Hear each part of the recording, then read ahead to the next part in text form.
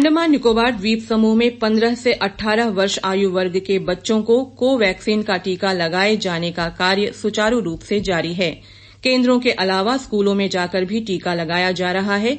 कोविड-19 के नोडल अधिकारी डॉ अभिजीत रॉय ने बच्चों के अभिभावकों से अनुरोध किया है कि वे अपने बच्चों को टीका अवश्य लगाएं ताकि उन्हें सुरक्षा प्राप्त हो सके।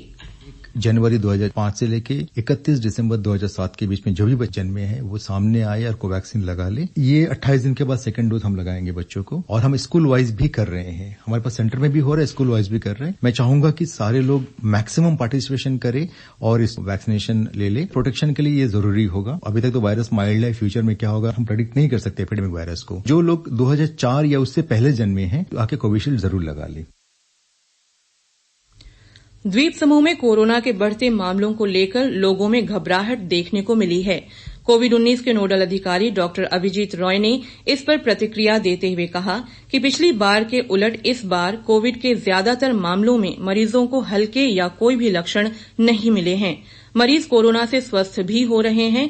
उन्होंने कोविड से बचाव के लिए टीकाकरण के महत्व पर बल दिया। अच्छी बात यह है कि हमारे पास पिछले साल के तरह, पिछले वेव की तरह हॉस्पिटलाइजेशन नहीं है। पेशेंट को माइल्ड सिम्टम्स है या सिम्टम बिल्कुल नहीं है तो कहने के एक पॉजिटिव पॉइंट्स भी हमारे साथ है। इनको रूटीन टेस्ट किया जा रहा है, जैसे कोई ट्रैवलर्स हैं, टूरिस्ट हैं, स्पेशल जॉब्स के लिए उनको भेजा जा रहा है डिफेंस वगैरह में, तो स्पेशल टेस्ट करना पड़ता है। शिप में जब चढ़ने से पहले क्रू मेंबर्स का टेस्ट करना पड़ता है तो उनमें पॉजिटिव पाया गया है। पैनिक की सिचुएशन क्रिएट हो रहा है। हमारे पास जितने भी लोगों को डोज लगे हैं उनमें बिल्कुल एसिम्प्टोमेटिक है या हल्का माइल्ड सिम्टम्स है। सीवियर सिम्टम्स वाले कोई केस नहीं है। घबराने की कोई बात नहीं है। वैसे कोविड-19 के नोडल अधिकारी डॉ अभिजीत रॉय से की गई विस्तृत बातचीत श्रोता आकाशवाणी पोर्ट ब्लेयर के आमने सामने कार्यक्रम में सुन सकते हैं। इसे कल शाम 6:30 बजे प्राइमरी चैनल से प्रसारित किया जाएगा। स्वास्थ्य मंत्रालय ने राज्यों और केंद्र शासित प्रदेशों से पात्र लोगों को कोविड टीके की एहतियाती डोज लगाने का अनुरोध किया है। ये अभियान सोमवार से शुरू होगा। स्वास्थ्य कर्मियों, अग्रिम पंक्ति के कार्यकर्ताओं और विभिन्न रोगों से ग्रसित 60 वर्ष से अधिक आयु के व्यक्तियों को यह टीका लगाया जाएगा। इस बीच अंडमान निकोबार द्वीप समूह में तीसरी डोज देने के लिए व्यवस्था की गई है। साउथ पॉइंट स्थित होटल सिंक्लेयर में कोरोना पॉजिटिव के मामले पाए जाने के बाद होटल के भीतर के क्षेत्र को माइक्रो कंटेनमेंट जोन घोषित किया गया है।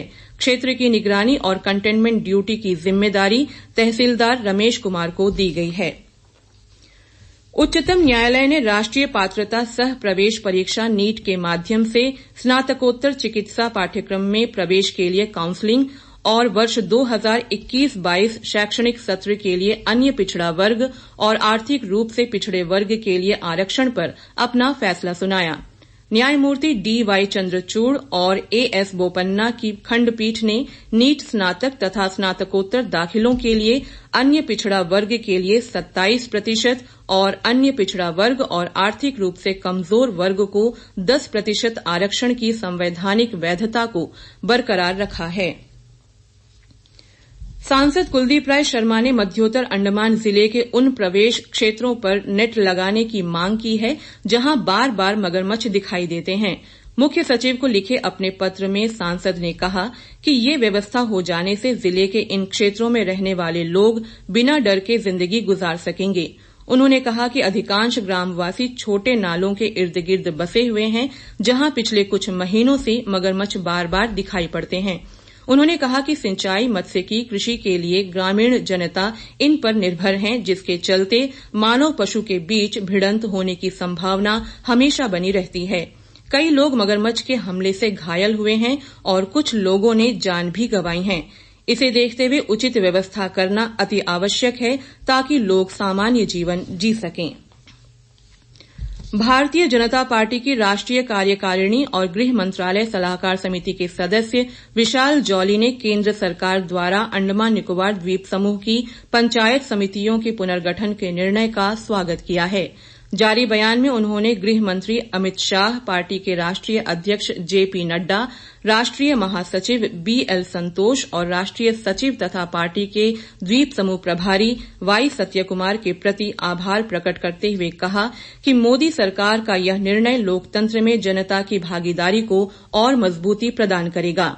सरकार के इस निर्णय से गांवों का विकास होगा और स्थानीय लोगों की समस्याओं का जल्द समाधान भी हो पाएगा। प्रधानमंत्री रोजगार सृजन कार्यक्रम और सरकार द्वारा प्रायोजित स्वरोजगार योजनाओं की जानकारी देने के लिए उद्योग विभाग की ओर से जागरूकता अभियान और जन शिक्षा कार्यक्रम का आयोजन किया जाएगा। खादी ग्रामोद्योग बोर्ड के सहयोग से आयोजित होने वाले इस कार्यक्रम का उद्घाटन कल सुबह 10 बजे उद्योग विभाग के सम्मेलन कक्ष में होगा। कैम्बल बे सामुदायिक विकास खंड की ओर से सिलाई पर प्रशिक्षण कार्यक्रम का आयोजन किया जा रहा है। 1 माह अवधि के इस प्रशिक्षण कार्यक्रम का उद्घाटन हाल ही में क्षेत्र के सहायक आयुक्त आदित्य कुमार स्थाना ने किया। महिलाओं और स्वयं सहायता समूहों के सदस्यों से बातचीत में सहायक आयुक्त ने प्रशिक्षण कार्यक्रम का लाभ उठाने का अनुरोध किया ताकि ग्रामीण महिलाओं को आजीविका का साधन उपलब्ध हो सके। प्रशिक्षण कार्यक्रम में दीनदयाल अंत्योदय योजना राष्ट्रीय ग्रामीण आजीविका मिशन के तहत 50 स्वयं सहायता समूह की महिला सदस्य भाग ले रही हैं। कैम्बल बे खंड में अब तक विभिन्न आजीविका गतिविधियों के लिए 34 स्वयं सहायता समूह का गठन किया जा चुका है। मायाबंदर में आज हुई सड़क दुर्घटना में जॉन पॉल नामक एक व्यक्ति की मृत्यु हो गई है। वे वेबी के पशु चिकित्सालय में कंपाउंडर के तौर पर कार्यरत थे। आज दोपहर करीब 1:30 बजे मायाबंदर पेट्रोल पंप के नजदीक एसटीएस बस की चपेट में आने से उनका निधन हो गया। वे वेबी से मायाबंदर जा रहे थे। अंडमान निकोबार पैरा वेटनरी संघ ने उनके निधन पर शोक संवेदनाएं प्रकट की हैं।